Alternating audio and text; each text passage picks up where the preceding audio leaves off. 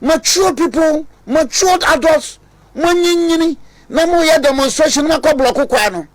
And President Mahama Sibe, President Mahama, you've once been the president of this country. And it's a walk as an enemy, maybe I'll be very cautious. But one way you'll be Yano, President Mahama is saying, I'm sure ye, and he said they should go for review. President Mahama wouldn't conditions and grounds court to call reviewer. Please, by Yasuntom. And you found us a bad demonstration, no, burning and couple no call. Ya can yen a bronsam, Tibo, quite a block road. In the United Kingdom, since 1707, it was now July in a day among for demonstrators, or my block of Quayado or my cotton 4 years. Since 1707, now no year to be a UK or more block of one. Yeah. 4 years. In Fianine. Everybody are not me all kind this as a man. No weapon so be a seer, no what can I say? Because when we are, Uber can be Bibia. Well, but why are they taking a posture as if that the Omunkwane will be doing to me a year? So the lessons go the other way, that will not favor them. Back and one who says singing because there be a mimic. Say, Mamma soldier for a mabua prosiphone, Mamma soldier for a mabua prosiphone, Mamma soldier for a mabua prosiphone, be betrayed fire. So, Maka, I read a lot, I know a lot. And Timishan come no, they come and say, one PP. Makasa bole banyano municipal nothing anasa bamboy banyano district one says see so me feasibility studies no me minister Bianca sai because I have vision because NDC for near there no ebe obepna pena one say ba ku bi so ni MPP ni boy bi kasa o say by 8 December 2024 ya declare John Mahama president and then besi sounds over here. Yeah. And the MPP boy did well. MPP say, and then your besi sunu a besi. I like his boldness. Me pe nakuko drone. Sani me pe nakuko drone. Obia ni one man in the west of William Shakespeare. Oye tomorrow so. Obia ni one tomorrow so. Na me nyine say MPP for the best abasha be dem fam. Say numbra. Na we kan ka senti okotu safo no. Opasa police for no nanka be kwa nka say Oliver. That is the indiscipline of the highest order. And ababa akona say I'm a governor. Enya no na kawashe ni hwinum no. Now on sabia within the Ghanaian setup no. Go according to kawashe hwinum a. What is happening na mentwie? Now according within the Ghanaian setup, within the Ghanaian society. Sabi ka fracho. What the kawashe hwinum a. What I say, so perhaps they treated you so they treat you. I know I'm a governor is a lawyer. Woma is a lawyer. And those lawyers now I'm coming to now. I say, yeah. In fact, to be so they be had their mama yanko, had their mama yanko. Back what demonstration, what the MPP posters. I am saying that look, in the foreseeable future, so I'm to Dr. Baumiano na posters. Some of us also, baby, I never know. Not Ben Kaukudio, any new man in Mamobi. Me, what boy, she be new man in Mamobia. Me, Frabber Falls, who said, Barry, not me, who can crack on a baby. Barry, just a mumra. I have a lot of friends at Nima, Mamobi, Pip Farm. I know, me, young fellow, when I can say, make a house on the best of me. Be the best of me. But we can't. So that 10 people posters into Mumra. Baba Mama Sana Kumasi as say no me obri mo alaba me fraba papa baba ku bi no ba omuba Friday no me namfo no wom be woni pa menye wonchia me fra ayi kwade me fra kwade se kwade bo ani para no hia ni pa otachimai aya bisa Martin Kosan but yentina manimu enya sa say the demonstration at your Galamsey. Now your demonstration as my block coin. Your demonstration as my TT bidum posters. That's how I'm here. Now, former President Timuya, you are trying to justify what they did. Former president. That shows how desperate you are. But you're President Mahama. And you're we are desperate. What I say? Na muti ono mana pampa wo bana mona from Krawenti manfele akwa don kokora sabi ka fracha misrameka won go suku da kra wa fele no from mama na ye twa no bana mona and you say down there na ya be ka na adantini be ye demonstration against Galamsey no japa wo ho body wo ho minim diaso wo ho takwa bam ko Galamsey no de sabanya nkan ana meboa me boa go tell you kusase ni man principal e kon oboko a yanya demonstration wa Accra seek permission inform the police and do the demonstration in Boko. What I say also demonstration number 1 and number 2 for enya ntokwa ne be obe so demonstration abenya no Kumase so monko say ba bi na maka no nyina monko demonstration. We are sick and tired of them. Ya brobo tom ya brebe ya brand this photo nanya banko ani sabi o they have monopoly over tourism. Minister for Interior, Minister for National Security, Minister for Defense, the President, the Vice President. When they go to Munhu ye antimunti ye adantina mon pesa soldier for no be can proceed for no. Now what me akwa to proceed for kasafo people are trying to justify. I am saying that Great Britain, our university almost 1,000 years, 1,000 great university. How could the minimum to my block road? Now how could block road? Never found to my answer reminder. And so they call for a total ban. Benimia Becca on mining. Benimia Becca. Babeka no munyadwene benim ya beka kranya se mene banya mra benim babeka total ban benim ya beka obi wadamfo alanche matese china he's speaking on it nyobeka bia duake I mean this is a debia. You don't need a philosopher to tell you obi kutano license community mining license wafa EPA wa community mu yama na kwan na o mine now the pra me ofin asenti nti onya na dwuma what be that na mushom kan pipi panyini bia on kasa yenso be supported total ban oje ho ya jebi ko kasa asem na no nditi fo di na tem moda na tem didie. Is that possible?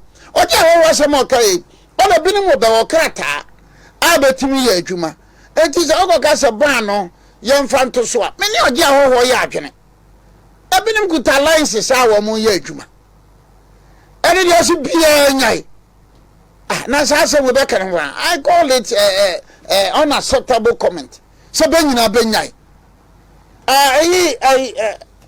Obiri Boahen oni Tony Obin be ko e di asem neke so NDC no person ka enya na nkan ba be ye mine no o mun capitalize on that. No, but you see the hypocrisy is that you see sometimes na obi be kase bia ha wa betenentine media for okroma no very hypocrite. So who would you use why they name Joseph Yami side to okroma me say wo me machine why they name say Jabari omu first vice chairman wa sanje mining why they name say Mimi around for kwada so mining.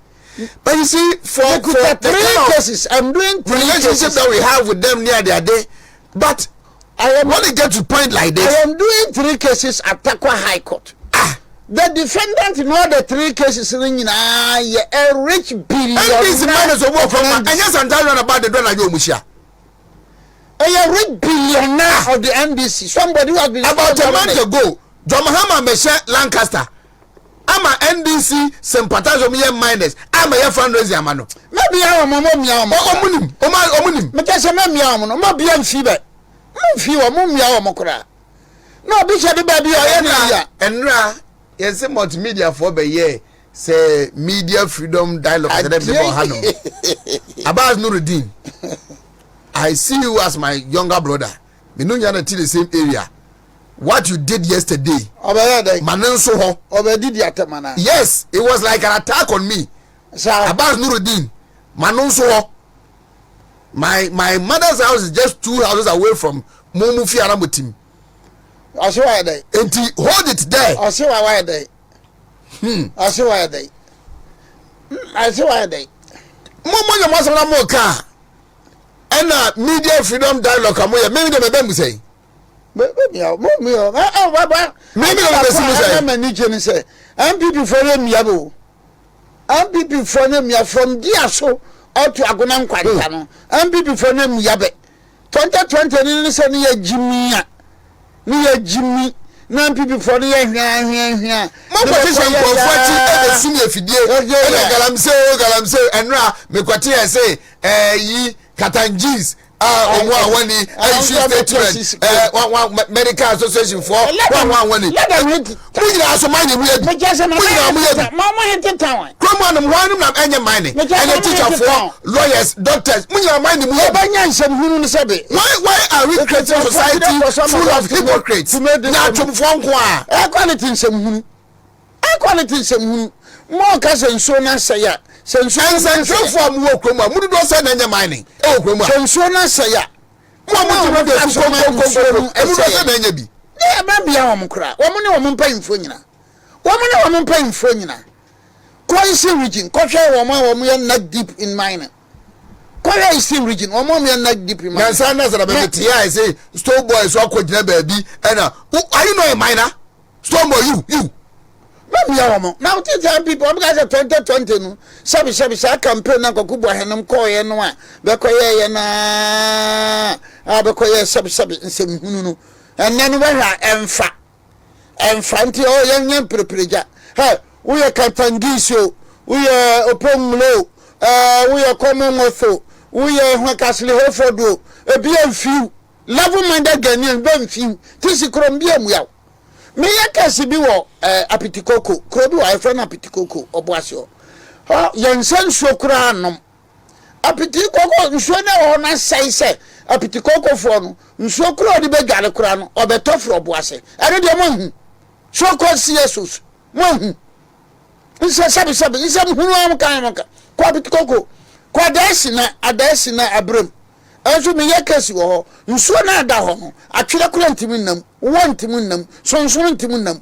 nsuo na poison ene de mo because it is a multinational okwa adasi na because it is a new multinational oba apitikoko because it's Gofield multinational but when you say hunu no yaso nkwa didi kura na nipa kura de agene nkwa didi no obi onu wage na license no ayo ye na adwuma papa bi no o say na yambane wa zo be bane ko no ko bane wo mo you should not mind them and I know say yan na do pencil wa ma nipa bebre licenses that's be pencil there and NDC for mukasa from 1957 to 2000 I call it intellectual 57 minor licenses and I address what issue be na ye man do na license to go and do the right now it's not better than illegal mining I call it in some and I repeat it in some and madam for be Preston Valley, your friend Abroso. And all the teachers be brave because command Dr. Baumia. He's a good friend of mine. Abroso, a very good, worthy person. Or boy MPP pa, or boy Ghana for pa. Okutan Krata in Anna Juma. And he says Abroso, oh, Juma, oh, yeah. And so I said, who is Adamukan way from? Me say, Omu about a month ago, Mbasha Lancaster. Minus na, Umbe Reziska. Umbe fundraising margin Mahamano. The Mahama was saying, illegal mind or proper man. John Mahama. I don't mind with John Mahama. I Oko Bolia, Wanya Vanko. Oko Bolia, no frontiers. I didn't want percentage. Because Uju Bolia, Oko Fitinga, Eko Bolia, Oko dollar power, and Chan Benkumse. I bet you Rama Bebsi, the coach and Wako could. Koya man in a Konya and DC for nay. Some Munya Mayasun Quadi didn't have a Abramo.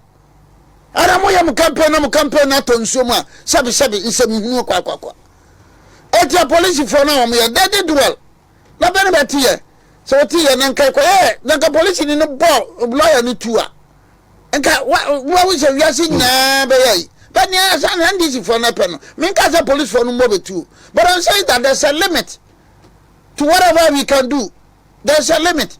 So police for if you comply with 491 of 1994 also got to be poster next time around ya be friend nima ka okudi boys ni onima mama obi prefer gawulu kura de ho no de kura de bebe makese na ka okudi ani mama obi ni nima me ba me wo nipa be num bi me fere se me wa ha na makodina I say not move for office ho but be not move office on mra but it MPP posters you are there just amuso you abet the nuisance make I just say you are there just say abet the nuisance no obeti poster mo manufacture ho kwano ba fa so better manufacture am and you see you live in this country and see obi anya kwara and then sabi nsem hunu Samu ye campaign mu campaign apaska when onya so wem me ba so wem me ba na no oja ho wasem okan yi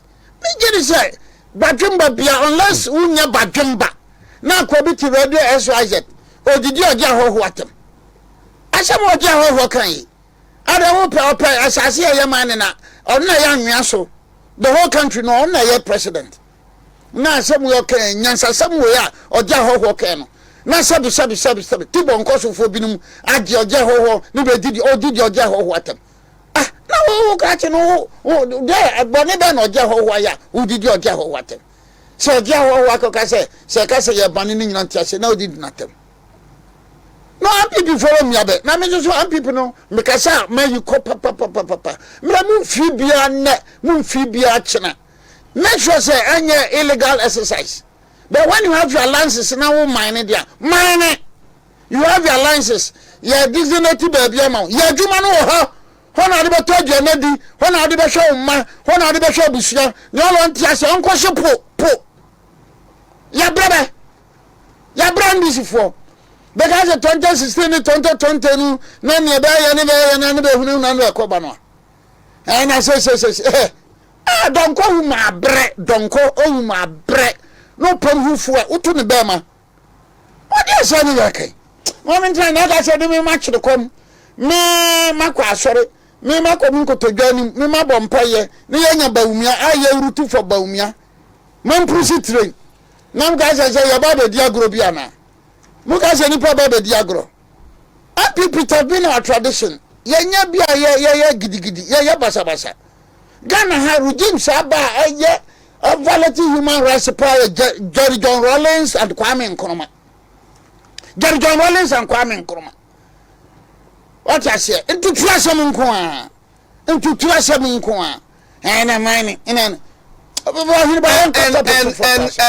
your party in the government no so should take it up. Those civil servants are free say election no a 50-50 thing. And they are selling us out. So they are omubenya some kind of favors be from the NDC in the unlikely event that they win power no. Party the moon penifoni abai mumpa mumpa ni hemu. Because people have become too comfortable say oh yeah NPP bone when we do them good. Yeah you mumpa pa. They are too comfortable some they born in the betrayal. My better ha make us me no. Pressure. Sadia Eco Swing now, district officers, regional officers of Forestry Commission, no, and leaking information. Oh, MPP for her, NDC for her, and why are they doing this? If wholly we want to deal with it, let's deal with it. Now, so Bianca said, we call it illegal, Galamsey, illegal. And to that extent, no, Bianca said, of Washo.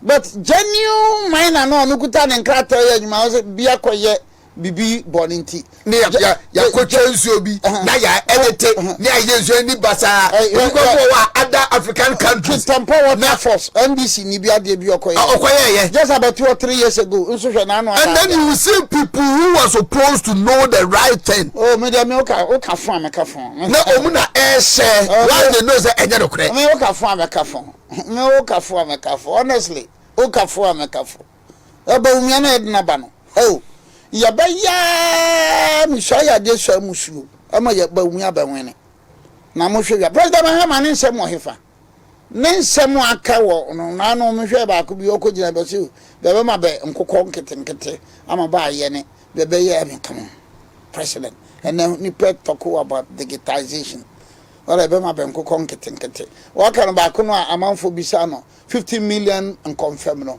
I say am no ko ba na unya confirm amanfo pem confirm pa anything on the 50 million. Come on. Former president talking like this. Abba. And you will not be apologetic crowd when you to be oh yeah from so David. O person you na so democracy have before the in some more kind adena ya do o makore man adena yenko when president Mahama say you have a lawyers you have lawyers let them go and file the for you crime say enipa bi kwa be education because when you look at the issues and how they are addressing it. But the other Banyan so between baby. Now former president the crowd to Obiri demonstration. An intersectional leading to a hospital. No one said baby be able to me. There can be an emergency. Or yare the neighbor, I see demonstrate about Casana. Oh, one day. This is what the demonstrators. Yes, Richard one when you know. Now one eye day. And then the person referred to him say, so your mamma or some man will free Ghana. My mother is not a Ghanaian. Answer. Oh yes. I just a boy and clone free. Never penny free. No, yes, so sign him. You send me original. No. Mouse meeting. We share mouse meeting. No coffee boy. Make Kofi Boahen. Jai. We are dealing with the NDC as if say no more enjoy power sharing. You are not in power and they are in opposition. Budumburam. Temane ye evacuate Liberians from Budumburam. Yeah. I was the Minister of State at the Interior Ministry. Kwana me faso ye no. Obia hu ye bia born nsem. Kwana me faso Budumburam. Me pencil me pencil. Budumbura kona me fa so trance ye organize ye strategize ye abudumbura no na akomko enka de fofo so aja usumite unipa aja usum kanche mechia no sure aja usum mechia wo ma me fa wa ya fa aja usum mechia na me fa wa ya fa the friend yo aja usum mechia na me fa wa fa Ada madam for atawo bamboy. Atasi madam for pa atawo for atawo mfa. Good. Now, Aban Babin, na some no kind on democracy. I think and me the Aban Babin it has failed. Oboa. Some African intellectuals like Aban Babin who have rather failed in democracy. It is the other way around. Some African intellectuals like Aban Babin, some African intellectuals like Atuguba who have failed democracy. But that is not the other way around. Speaker of Parliament, what that Electoral Commission say, Unkuta Ghana Kada, unregistered. Speaker of Parliament, also you hold a contrary view. Meanwhile, in February 2012, 21st February 2012, LI 2111 was passed. LI which I say unkuta identity card that untimi register as a voter. That law was passed in 2012, 21st February, gazetted 21st February 2012. It came into force on 23rd March 2012. Speaker of Parliament. Ethical issue no by no Parliament. I say, hey, law be law no say unkuta Ghana kada. And Tinyas say na ye be guarantor system bia. You are the speaker. You are a senior lawyer. Aban Babin or senior. Aban Babin or senior. Nasa oh yeah a Democrat. Nasa oh no jiri say Ghana from 2012 near do 2024. So be guarantee you be and say yetima no jiri say yera. Is it not the some intellectuals who have disappointed democracy? Ya fanta Atuguba, a Supreme Court judge, attendance in 2013 say elections are won at the polling station. Meboa. Now no tie Dr. Manebuama. I watch Dr. Manebuama the presentation in Dr. Manebuama say and you're not correct. Say elections are won at the polling station. Sabi kafrache. Dr. Manabu Amansam no can about Mensa wom che the Atuguba de no. His queer and weird proposition of law. Dr. Manabu Amansam no can about Mensa wom che the Atuguba queer and weird proposition of the law. That proposition of the law and say elections are won at the polling station. Why the catcher of sir? A Supreme Court judge. Won't very home. I think that people say Atuguba. I dare say me.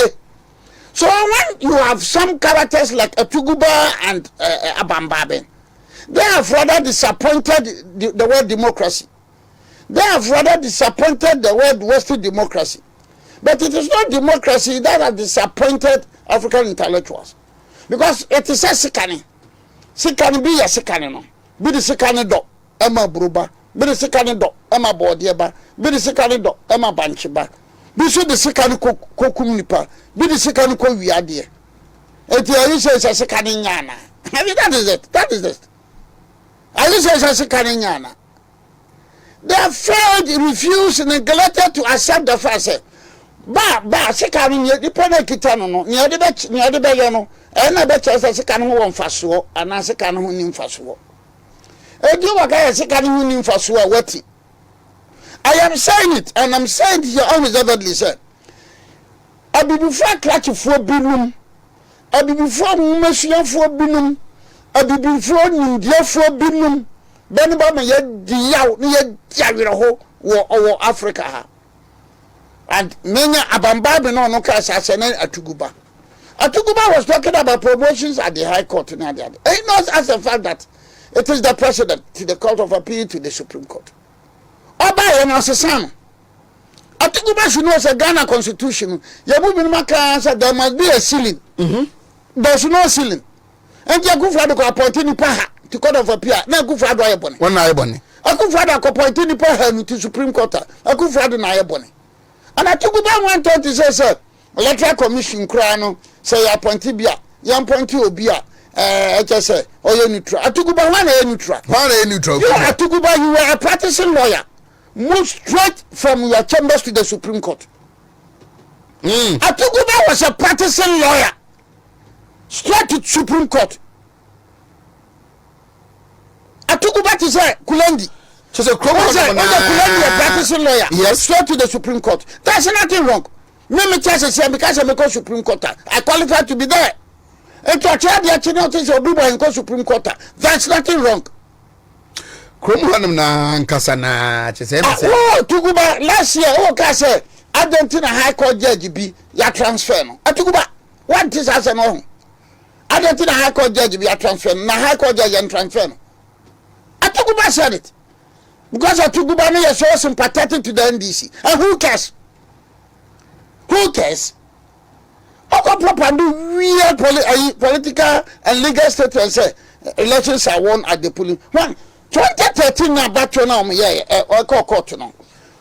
Atuguba cast majority no. I'm majority no up to now. One majority. Up to now, this is a judgment by the Supreme Court of Ghana. Yabasena call for interpretation. Judgment, and he's not ashamed of that. I think that is an almighty to Atuguba. And who cares?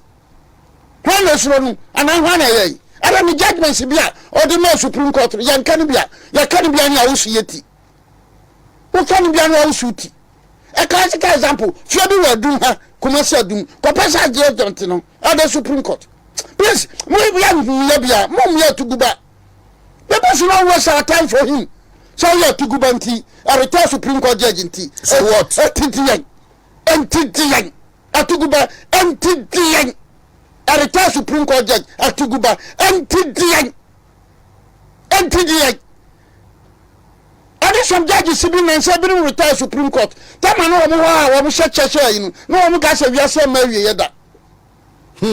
I can mention your names. I use some dry, Ahomaswa. I use some dry, Ahomaswa. One of them, a committee was set up. Okay, tell me your name better. Mr. Yamino better. Hey, Mr. Supreme Court judge. Sir, or no better to Supreme Court judge. Up to now, committee no me complaint to a new boy. Now committee no set happen. up to now committee new recommendations ama. I complained to any Yabua about that particular Supreme Court judge. And what they free way. What free? Judge not for any Yabua so free. I complained about the conduct of that judge. And they went on to deliver judgment. At a time when we deliver judgment, no hearing notice for being sent. We don't know. Now, Judge Obumu, or your principal are responsible to say, me Obiri Boahen. No, me a judge, me Supreme Court. No trouble be from one, and Kakas the international. He sat on the matter. And I always continue to dare him. And now of here, I'll continue to dare him. Also, I know that I am still a practicing lawyer. Also, I know that to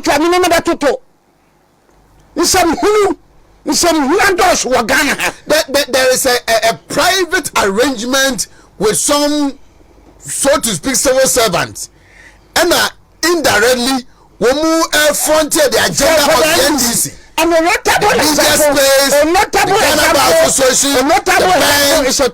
association. There's no wrongs over the NDC. Let's listen to. But when the issues come to bear, let's deal with it. Atugubasi judge no or high court judge by transfer no. And high court judge transfer no. Na we run lectures be I think connect something. Na say ubeko electoral commission ho and I be appointed wa. You appoint a neutral person. Come on. Neutral. Atuguba Chromanum. You appoint aboa to electoral commission. The constitution of Ghana no. Enya aboa na you appoint nipa. No, you appointed no. And the constitution gives the president the right. Mahama appointed binum. Wallace appointed binum. Akufo-Addo appointed binum. There's nothing wrong about that. Atuguba, there's nothing wrong about that.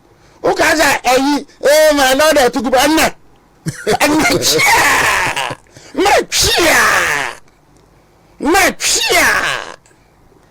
mean, what kind of life is this? What person we shall to send join NDC campaign? Who cares? Who cares?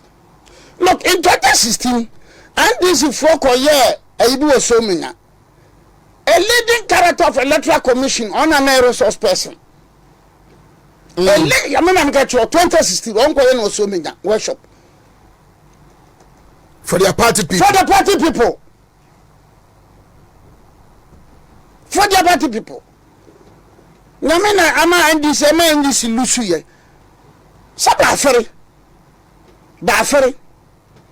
Ni betiti o na be yi na say na Charlotte say na kufu na pam Charlotte say. Your mama said na asofo and ananum kaka obi ntumi nkasa because the MPP is in power. Anoko goso man hene so o hene. Nebwa. One picture back of the man be in the Bono region. Yeah. Ten be about to hold on crash of order. And you on crash or as a Baptist Assemblies of God. Assemblies of God on crash. Come church and in the girls in sorry, the bell some back canon. Become a honey. Become a mammy and Bruman and Papa Don Copol. And edgy Assemblies of God for Christ say, Wingham, almost of a penny. Politicize church number bibia or the John Mahama John Mama problem was or the Musi see. Papa na sort penny basel in a penny. Who cares? But I think our party and our government should also be ready to bite. I think it's about time. Yeah, the photo for the part do. Any pay bonnet, any pay say a dear bonnet lose election. Yeah, definitely for woman to do. In recent times, you dear to Guba, if you following. In recent times, even following Abambabina, you are saying it's a democracy as well as Parliament of Ghana. Pen Konya, a renovated parliament. No, they imported them Konya from China. They imported Parliament of Ghana. Abambabi now. I don't know speaker. Oh, and I am imported from China. China.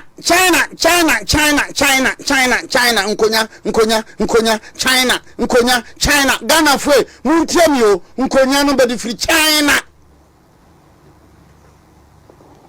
oti yenya progress no krom ha ba wo yenya bi maninye. They imported from China. Then you are telling us that democracy has failed us. And some of you people, mama disappointed yen. Uganda president in the back, and the head of the military. I say, young boy, first man in the papa knew her. Civilian intimate president to that. So, Janyama, your president, what your son will be that?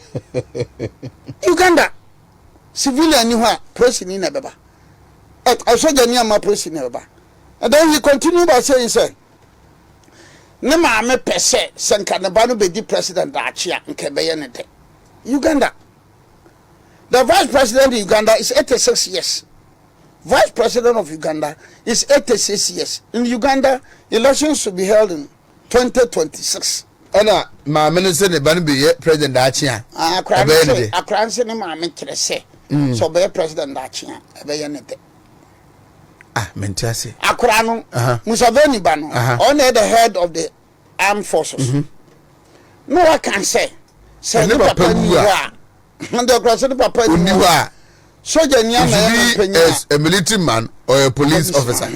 So no soldier ni. And I say okay to said no ma me kura say about they say the baba president. That is Africa for you. Yeah, we Nyankopon. I said they do. We Nyankopon we share Nyankopon Obiri Boahen person bu ya tamre nyame gina ho. Me so asamansa. Ma me yanto or me so recipes. Ma me yanto the take it time. Ma me no be say Nyankopon say some African intellectuals and politicians. Uno bo be sana. Woman ayo mo. Ana sa sisu an be fai. Nyame yanu anse no wabu am ten. We just who hwe ne ekoso Africa. Do you know that Burkina Faso, Niger and Mali won say won ko produce on passport. Womiensa. Burkina Faso, Niger and Mali. From October Bebe passport, ECOWAS passport, better tin time. Bumpe. Are you not scared? About 2 weeks ago, you see what Benin. Ekade. Yeah. Ekade. Are you not scared?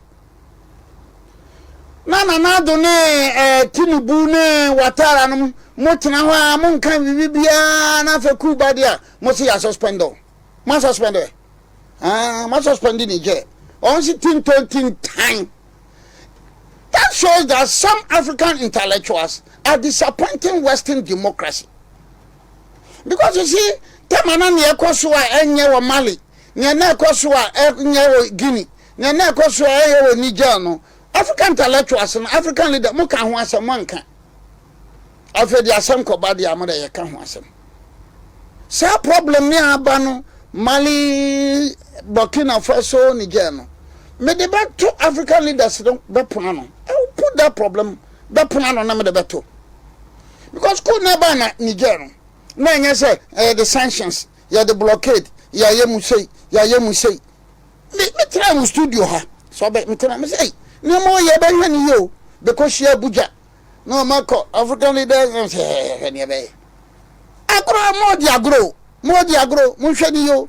Baby, your defense minister, so okay, yeah, Bagana, yeah, they should get ready number anyway. So, that's your number, honey, baby. They should get ready. I say, because they should get ready. None of that still done any but I was just who's and so. Say, I have very big problem. No problem, no Mary, yes, and Macra, Encha. Because African leaders have been catching Senegal. Ani Togo say ben benko kasa na microphone mi ansa bada ha wa fira akora nkwa be power so say be ye passport Ghana ya da so import tomatoes from Burkina o and they say in event say Burkina say o ma ye import tomatoes so yetinte na no to mahama ko Russia speculations ebinim show Oko on Russia for ni Putin makodi nkobo o so ko launch the book na me dey no dey crowd dey say me mfa na say ko launch the book say na nya China crowd na monfo kasa na kese no I must say as a historian, as a politician, as a statesman, I must say, John Mahama Chan Russia no koeno eyekwa. I must say, they may be up to something. Definitely. And to be back, I say, ben your auditing, I'm here. Say yes, and ye no casobe, they will hack the system. First and down. Bidin dia bada bada wo. Me dia mda me nai. Me da de tambia me nyankopon kire me nyankopon nti me nda me nai. About 70 days to 7 December. Oh, but we aba wene. But near complacency. Of course. Anya complacency kapre ba. Near 208 na near 2020 no. Anya complacency. But bia as I said nyame da my drip machine so abai. Team NDC for papa. Drip machines. Team NDC for papa. Now I speak to MMDA's Nibia. Omo machines no. Omo de flower abobo ho ene ribbon abobo ho so mo twa commission and some de akoye adwuma. Benim ne be. Speak to them. And I'm ka chiro MCs and DCs. And those that are enjoying say omo flex e wo pick up na e ka ho no. Omo de nam no mo de flex no. And na ye omo de no. But the fa be guess. Man so be the fa be boys. Be bia hu kan be party pake. Isa. No, I can say they red tape but honey I can say caution you are entering the danger zone I don't qua. No, drip machine no. But the machine should get to the roads. Oh, be no started. Oh baby. Sunyane East and Sunyane West. Wahu so amaba amando no madawroma. Aya na omo yi mayen. Omo boa pa, omo na omo yi, omo se wo ha. Drip machines team NDC for pa. Na no kuja to black kwati wo na drip machines no. Omo anko tender na dia. Na mse kuja to black kwa. O ka se da bia ni nipa de yajim. You live in a society. Binim tim ka chese. Ye kwane wan nyama ya ye nto aba. The last time I call Kwamse Krum. The last time I call Kwamse Krum from Japan Krum to Kwamse Krum. Me take a 4-wheel na ma wusumiti. Na dream machine na ba na betima yi Japan Krum akosi Kwamse Krum gunashia dodosu. Ni be nyina ba enye be kwana ye kama. Ola dream machine no yamfa nko parliament. Me so ku jata blackwe. Nya woni wana parliament of Ghana.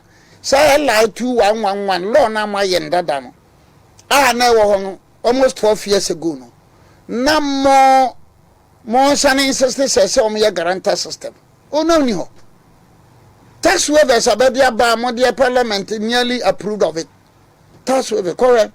No bit na kurase ote timami anko fra trikosie abuaja ya prekukrum ana ote ade ote kwankra krum ote abisu na eja ne kwane be yi ne kwane a ote aduonya ne be yi ne kwane a ote nsagobesa chiriboja ya muri krum nkranketoa nkran ote bedi akoko kum krum kasapen be yi be kwane a ba de fide na ba ne bebeto aba yi kwana ma ono so wanya bibia atran so a na mote o na mo Parliament of Ghana mo yellow on LGBTQ. Parliament of Ghana sent representatives to UK, France, Canada, USA. Now LGBTQ so work and once a month. Anybody did people cry. 34 minutes after 8 and my man you on John Mahama on the big 6. Na mami for ntwambo ba bo amnyame adoma echina yekọ Amenfi East and I call Ernest Frimpong Costero and a parliamentary candidate El Honum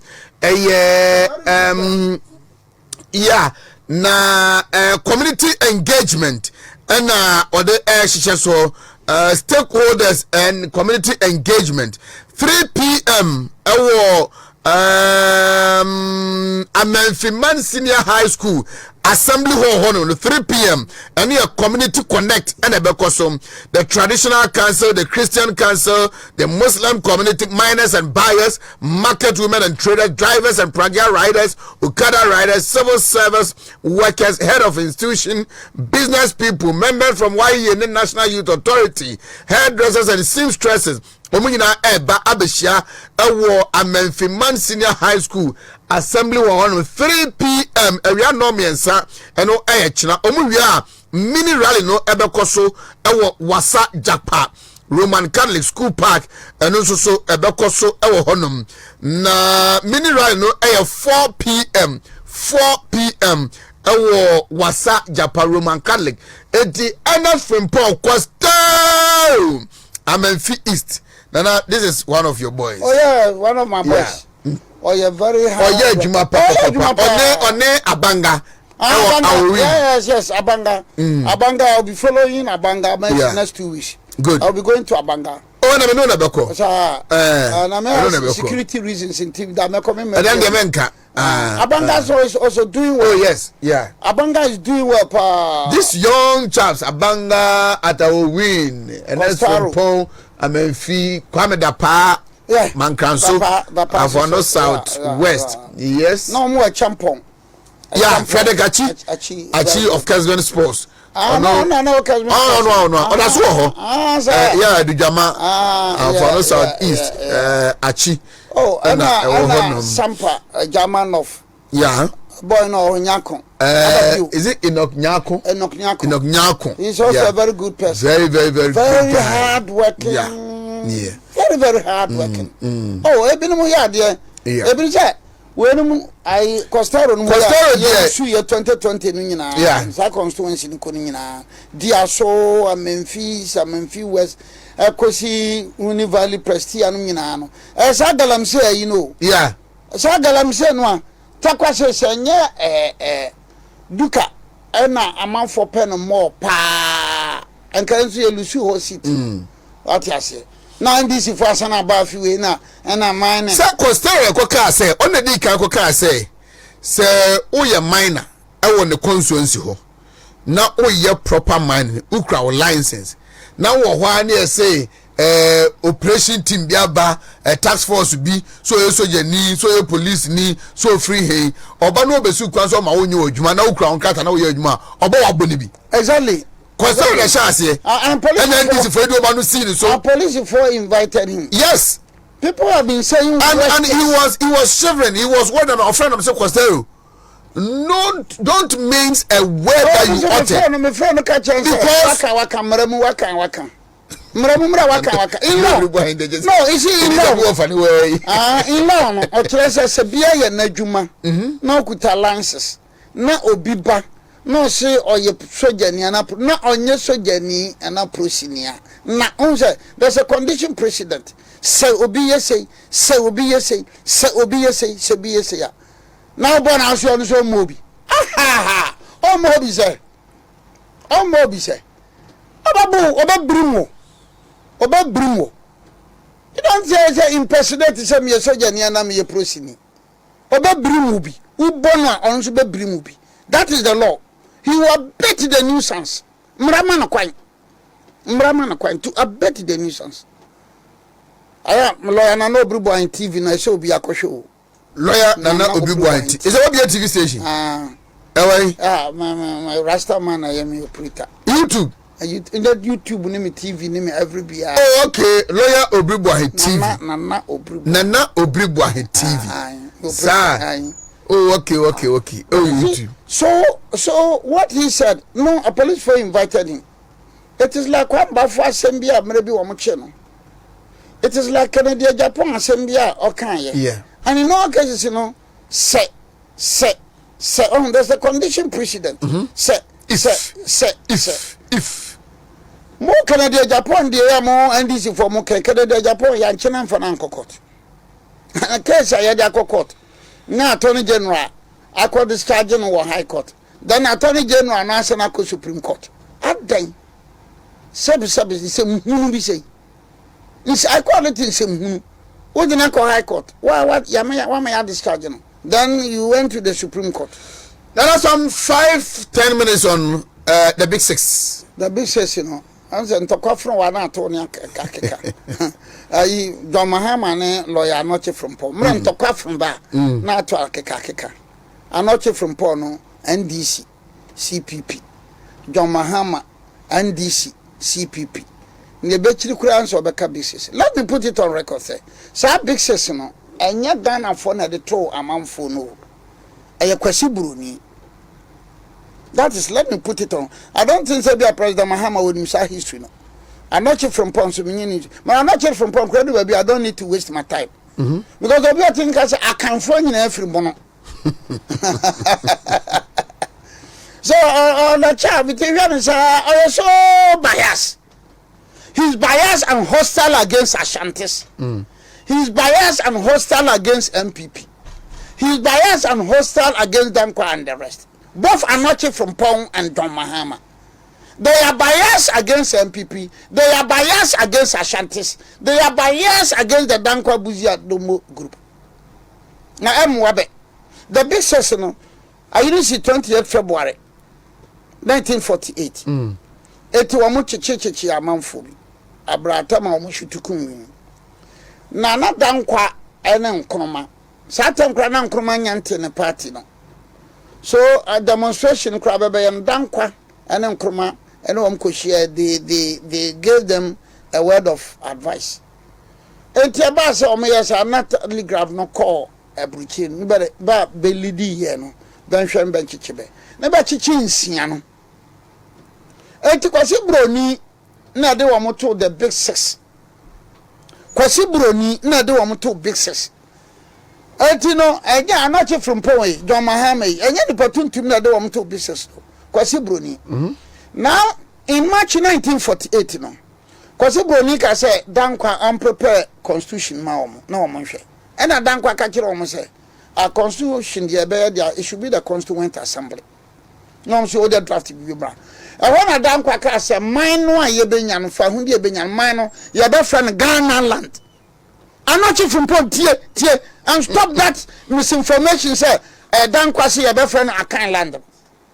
I'm not from Pont tie. More tie so mungo kan tell say it is probably false for I'm not from Pont. Or come on the captain smart to no more can. Not just a woman apart from Kwame Nkrumah no obi onye nipa. And you bring the did talk of Kwame Nkrumah by. And I know say na GTV are not from Pont and a Kwame Okasa tentem no. And a Kwame Nkrumah obaye we sit down ope Ghana yenti na mse na wokra we wakanya nungwasisem what about president muya no one sit down here I don't know amodini bi ohanibati na make ya say what about your president no one sit down here one see ama wabusuya one see annam one see ama wonamfo one see amfa and no see people for the nam say and a Kwame Nkrumah sit down and what says about that only the CPP up to now no the Mahama crimes on him only are not from Pong. CPP out now, Omuni national officers. Omuni regional elections. Omun call regional elections. And Omoko election. Manifesto crime in said that Kwabuzia group in there. Ghana have probably abakosama. We use a group in the free man. Ghana who? Etina so be to Abama Baumia. Dr. Mahmoud Baumia. December. Number 1. Mumra Matuma Baumia, Montuma MPP, parliamentary candidate Bia. A future Amadiama Ghana for any say. I don't know, any paid the Bicramatia Macassetio. Biana Baumia Cassetio, Biano Heba Cassetio, Biana for Quacassetio, Biana Wontumi Cassetio, Ebio Biacassetio, and until so one coto. Nanya Mecan say, Momenyan is a queer Ghana near Gampremusban. Queer Ghana in Yana Gampremo. No beginning fee, po. No, my best refuge if you be one channel. Into a man for Patabe. Mamma, no court if you buy another so queer Ghana. Son on the queer Ghana was him. Why should I bush? Not jump from West Simon. But I know queer Ghana and a mini coin. It was a mini conia jaya. Mima Bontinson in Mabuminia queer Ghana. A foot trouble man, some men queer Ghana now jump premo. Or be any be problem. Yet, hey, and now my better I say. And now, make me a tiny. I'm a bishop on to about my. But with the moment you crack down and I jump premo. Yabaku of fear. na ye ma bontensu ni adampa nwa kire en say ma ye ma bontensu ni metake kuya Ghana right bawumia obi antoma no monto number 1 monto ma bawumia abakose no menka bio nana say monto ma bawumia abakose Ghana abakose no meja ka